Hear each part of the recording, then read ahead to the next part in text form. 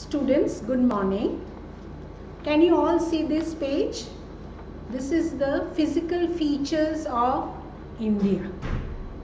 Can you see the green portion? Last chapter we have done the northern mountains, you remember? Now this green portion is called northern plains. In this lesson, we will discuss about the plain lands, northern plains and the coastal plains. The pink one. This is also plain land, but it is different color to show you that it is near the coast. Now what is coast?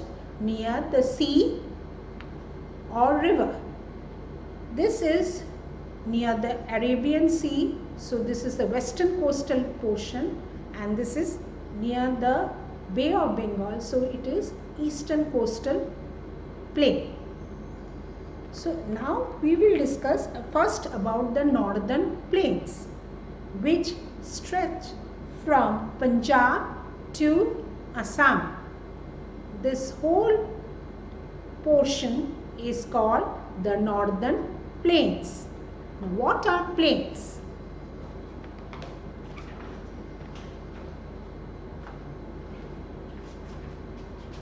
Plains are a flat and level land where you are just standing. Suppose I am standing here. It's a flat land.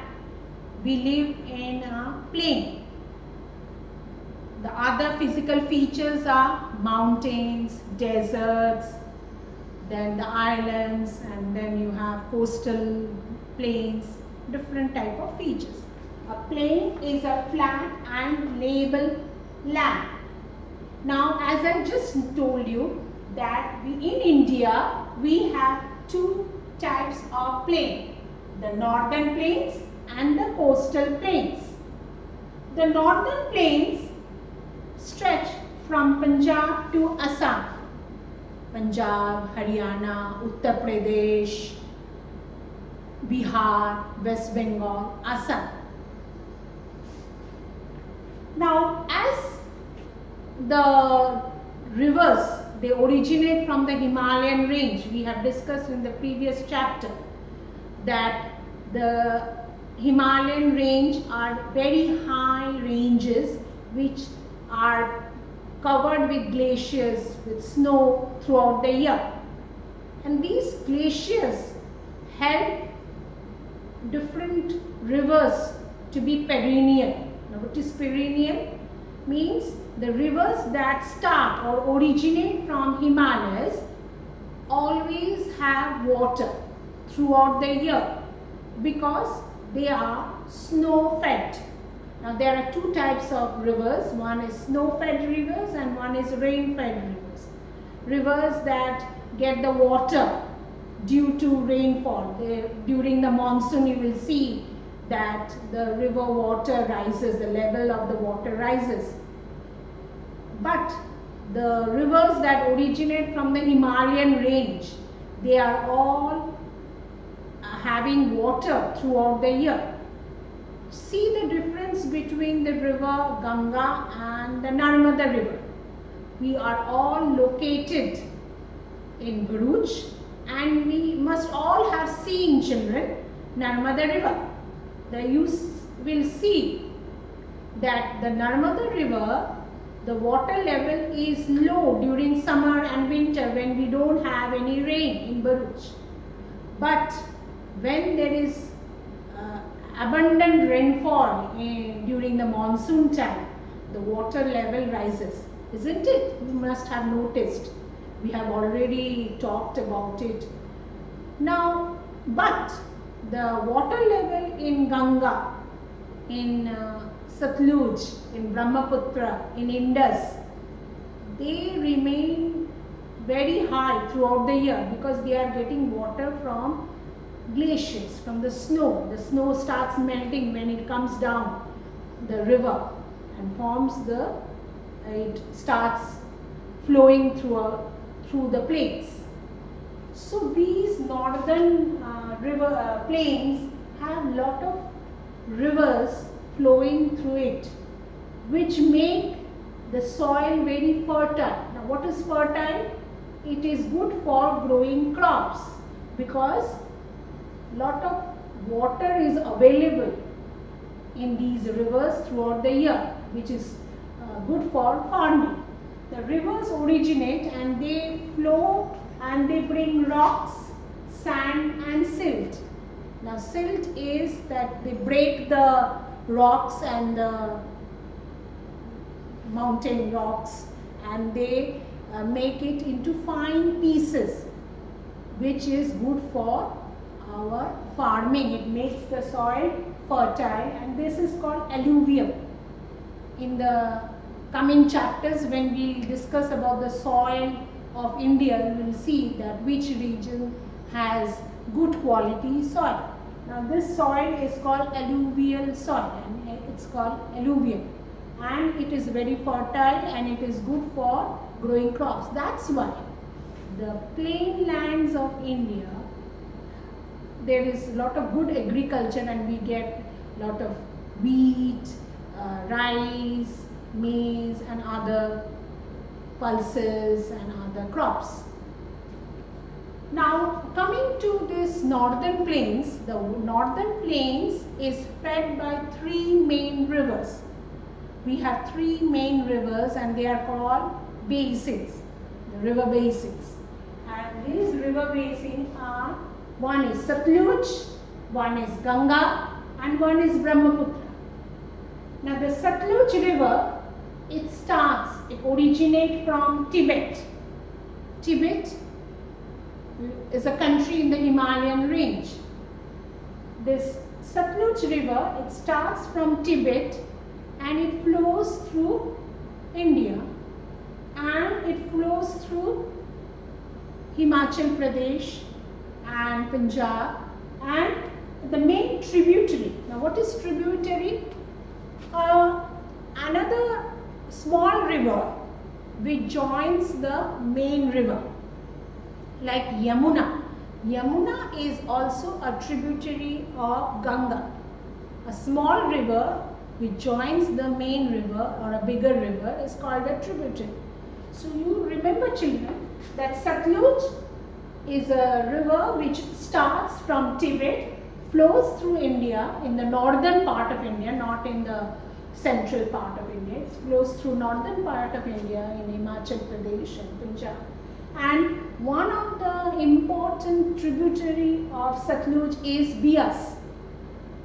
The Bhakra Nangal Dam, one of the biggest dam in India, is built on Satluj river. Next, coming to Ganga river basin. As you all know, the river Ganga is the largest river in India, and this river originates from India, a place called Gangotri Glaciers. It is in the Himalayan range in Uttarakhand. Gangotri Glacier. Yamuna originates from Yamunotri Glacier. Ganga originates from Gangotri Glacier. If you look at your atlas, children, you will find this Gangotri Glacier. Now Ganga originates from Gangotri Glacier and it flows through the northern plains and flows through Uttar Pradesh, Uttarakhand, Uttar Pradesh, then it comes to Bihar and West Bengal. I will come to it later, little later. Yamuna is a main tributary of Ganga. Now what happens to Ganga as it flows and it makes the soil fertile in these states of India? When it comes to West Bengal, it is about to end.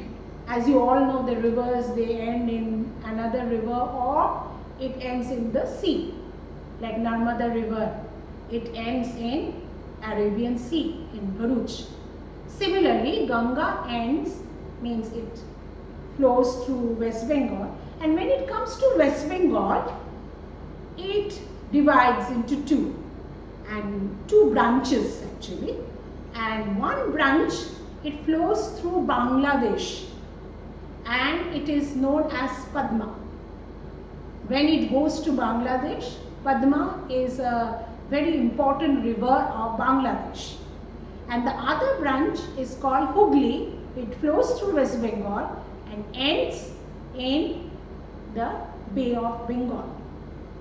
And here this Ganga river and along with Brahmaputra, they form the delta. Now what is delta? Delta are like small land, pieces of land formed by the river. They deposit all the silt, all the alluvium which they carry along their course when they are flowing from the mountain till the sea. And at the end, like an old man or an old woman, she becomes old. When she becomes old, she cannot walk fast. So the river also, at the end of its journey, it becomes slow. And it starts depositing the silt and alluvium on the river banks and the sea. And it forms the delta. Delta is small. And the Sundarban delta is the largest delta in the whole world. If you look into your atlas, you will see it. Then we have the last river basin in the northern plains is the Brahmaputra. Again, this Brahmaputra river, it's originated from Tibet. And in Tibet, interestingly, it is known as Sangpo. It is known as Sangpo in Tibet, this river. And it flows through, when it enters to India, it enters through Assam. And it's a very large river with lots of water throughout the year. And it flows through Assam, and then from Assam it flows to Bangladesh. This is the course of Brahmaputra river, and as I told you, when it meets the sea, it also forms this delta with Ganga and this Sundarban delta.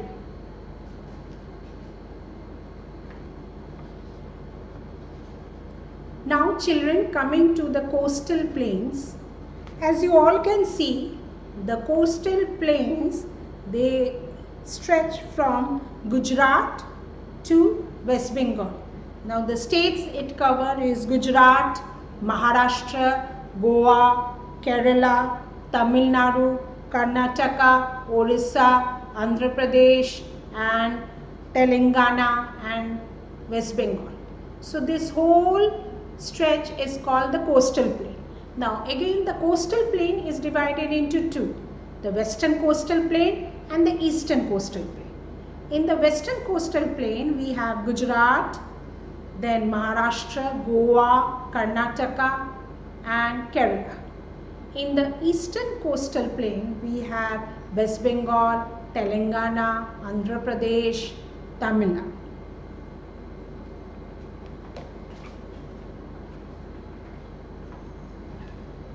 In eastern coastal plain, it is divided into two parts, the northern Caucasus and the Coromandel coast.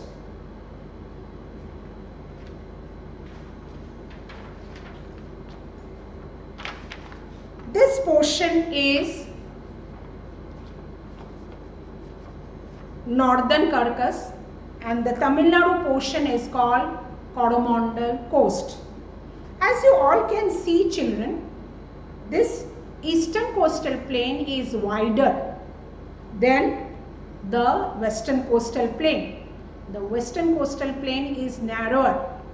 It is between Bay of Bengal and Eastern Ghat, and the western coastal plain is between Western Ghat and Arabian Sea. In western coastal plain, we have three divisions. They are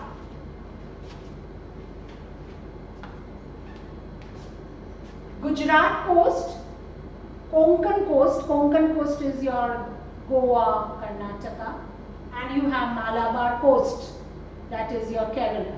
So once more I repeat, the coastal plains is divided into two, eastern coastal plains which is wider and the western coastal plain which is narrower.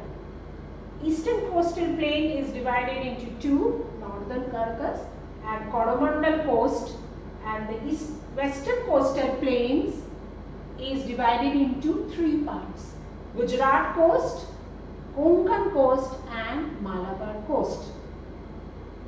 So this is your northern plains and the coastal plains. Thank you.